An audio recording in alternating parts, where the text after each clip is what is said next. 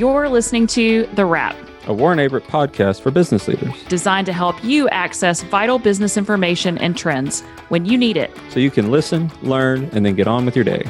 Now, let's get down to business. Well, hello, and welcome to the next episode of The Wrap podcast. My name is Paul Perry. Happy to be here with you. I'm joined today by my co-host from the Pensacola office, Cindy Warren. Glad to have you with us today. Happy to be here. To date, this is episode 72. We're going to be talking about the maturity or established stage of the life cycle for a business. We just got done wrapped up, no pun intended, the episode 71 as it relates to the growth stage. Today, we're talking maturity. And who do we have with us today as a guest? Well, Paul, today we have one of our members in our Birmingham office, Stephen Schaaf. Stephen leads our manufacturing group for the firm, and he has a great deal of experience with businesses in the maturity phase. So, Stephen, do you want to introduce yourself and give us a little bit of background on your experience with businesses in this phase? As you mentioned, I'm Stephen Schaaf, member here at Warren Averett, and I do lead our manufacturing and distribution group, and been here with the firm for almost 31 years. And during that time period, I've seen a lot of different stages of companies, and have had the opportunity to work with quite a few that are what you would call in the maturity stage. So let's just jump right into it. Cindy, I'll take the first question and We'll go from there. But Stephen, kind of describe the maturity phase as it relates to the business life cycle. I'm sure there's some defining characteristics or just attributes to the company. What are we looking for when we see a company and say, oh, that we've determined that's kind of a mature or established company? Yeah, well, a mature company, it doesn't really sound sexy. It kind of paints a picture of a slow aging company, maybe lacking in the use of technology, but that doesn't have to be the case. A mature stage means that you're operating in an established industry with a well-known product, consistent and loyal customers. You typically have slow, steady growth with some competition, but the growth is slower because the demand that you have is typically in the form of a replacement or a repeat order or customer. So you're not really getting new buyers or new customers. So I'm sure there's other attributes. I'm sure are these types of companies, are they innovating? Is that still happening, or is that, when you talk about established, kind of what does it look like from an innovation perspective? Well, they definitely do need to keep innovating. In fact, I think that's the key to being successful when you're in this maturity stage, because you really think too, you also need to focus more on stability than growth and expansion. You need to focus on cost management as well as or cost controls and operating efficiencies. But you can't forget about innovating either, because you may still be producing the same type of product or service because it's a mature item, but there's new ways to do it. And you've got to keep looking for those innovative ways to stay competitive. Yeah, we spent some time in the first two episodes of this series talking about how strategies differ in the startup phase and then how they differ in the growth phase. And you just mentioned, to some extent, some of those strategies, but are there other strategies that are really things that business owners or management should be focusing on in this maturity phase? You need to continuously find ways to cut costs or become more efficient in your process. You can fine-tune your existing workflows, find or utilize new technology, staying innovative. And, back in the growth stage, you were probably more concerned about expansion and getting enough production to meet your demand. You may not have set things up the most efficient way as you were trying to get growth and go and go and go. So a mature company needs to make sure they're operating as efficiently as possible. Well, I think efficiency in processes, Stephen, obviously is a really important strategy as you've talked about. I can imagine that the KPIs are probably different, right? We talk about those key performance indicators in all the different stages of a business. What do the KPIs look like in this mature stage, this established stage? Because I'm sure there's history that you can use that you maybe couldn't use in others, but what are those KPIs you're looking for? Yeah, a mature company wants to focus on efficiency metrics that measure how well a business or a process is performing in terms of productivity, quality, and profitability. So, yeah, I think you kind of touched one benefit for a mature company is that the company has a long history of data that we can benchmark against our current activity. So some of those productivity KPIs that are going to measure our efficiency in production could be an employee productivity rate, telling us how much we generate by each employee over a specific period of time. And we could also look at revenue per employee. And obviously, we would want those to hopefully let our output be going up per employee. And one way is staying innovative to use technology to do that too. A quality KPI example, which again, we're wanting to ensure that as a mature stage with our existing customers that we're maintaining our quality. We want to monitor our scrap waste levels, which tell us the percentage of materials that we send into production that never come out as part of our finished goods. We also want to track our cost of per quality, summarizing the costs for internal failures, the time we spent reworking and re-inspecting products, because that's again where we can gain that efficiencies to compete in such a mature market. And then profitability, besides just tracking your gross margin, mature companies really need to focus on their operating expense ratio and their overhead ratio. These two don't always get the attention they should, and especially for a mature company, these two metrics can help identify negative trends and identify where we may have some cost creep in our product. And it sounds like not just manufacturing and distributing, now these companies are data companies, right? I mean, you've got to have really good support from that data perspective to be able to look at the data and figure out what it's saying to help you kind of go forward. That's almost every company now, right? Yes. And again, especially in a mature stage, you have a lot of data to use. So absolutely.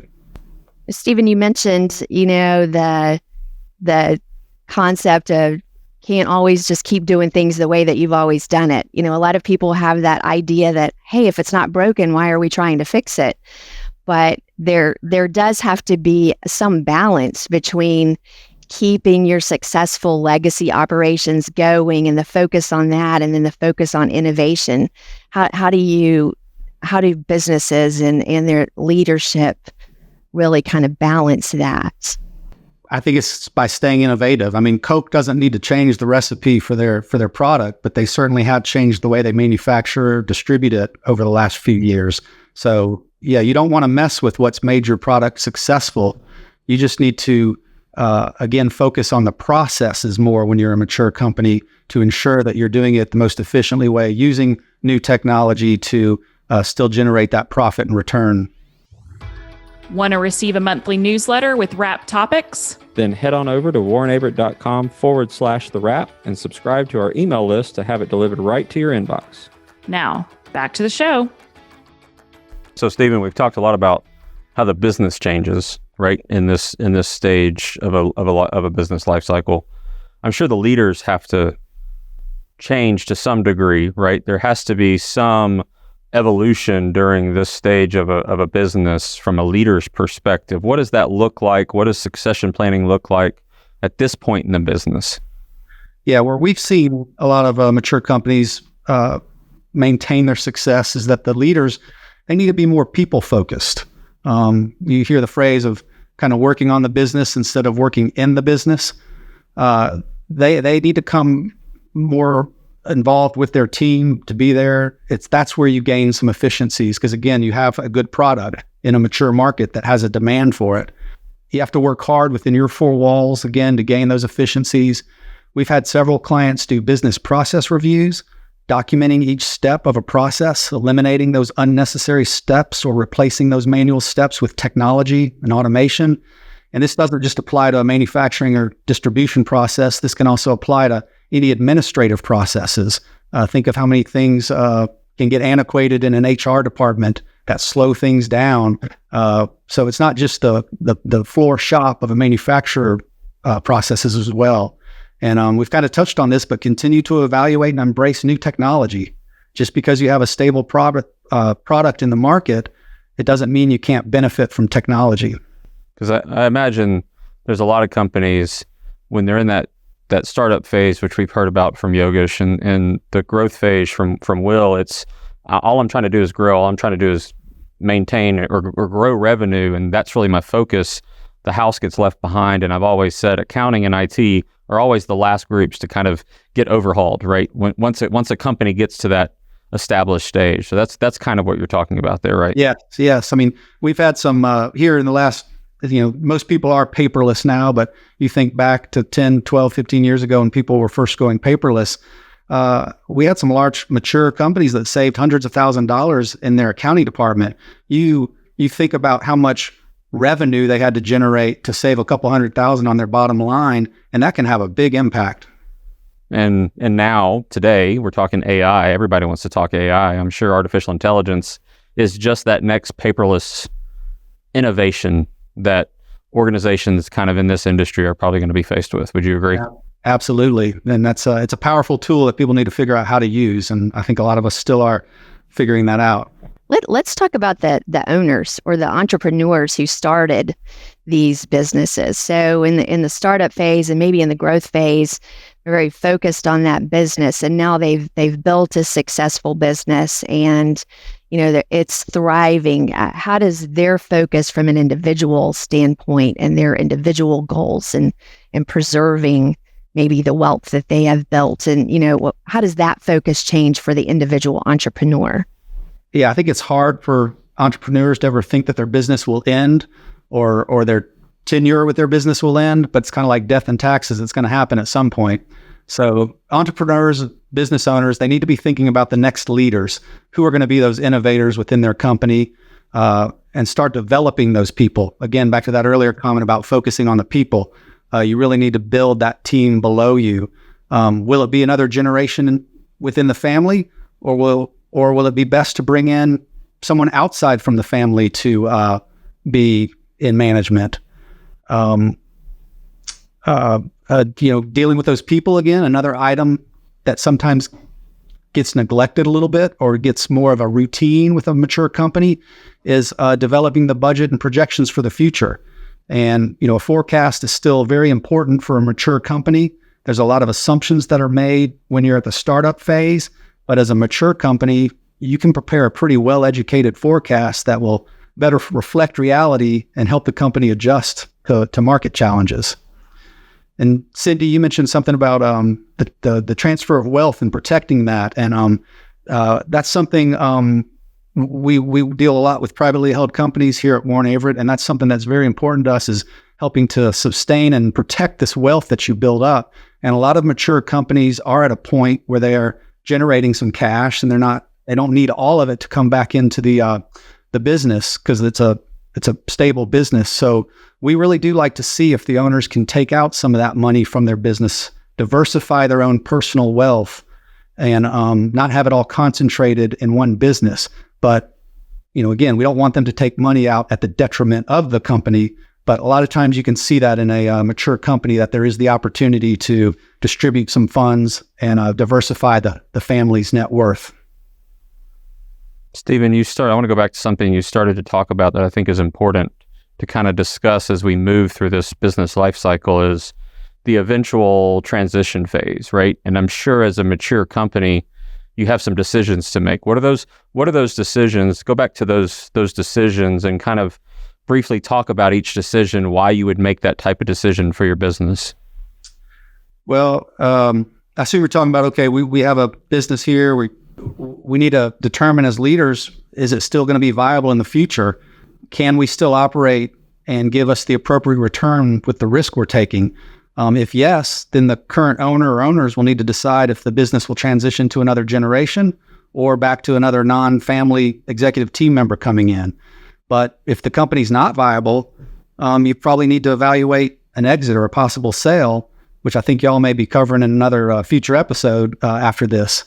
But and we've seen some of that with several of our mature companies that realize there's a lot of consolidation going on in all industries right now, where companies are buying up other ones. They're becoming bigger and bigger, and it's kind of one of those things: do you want to be the last man standing fighting the 800-pound gorilla or not?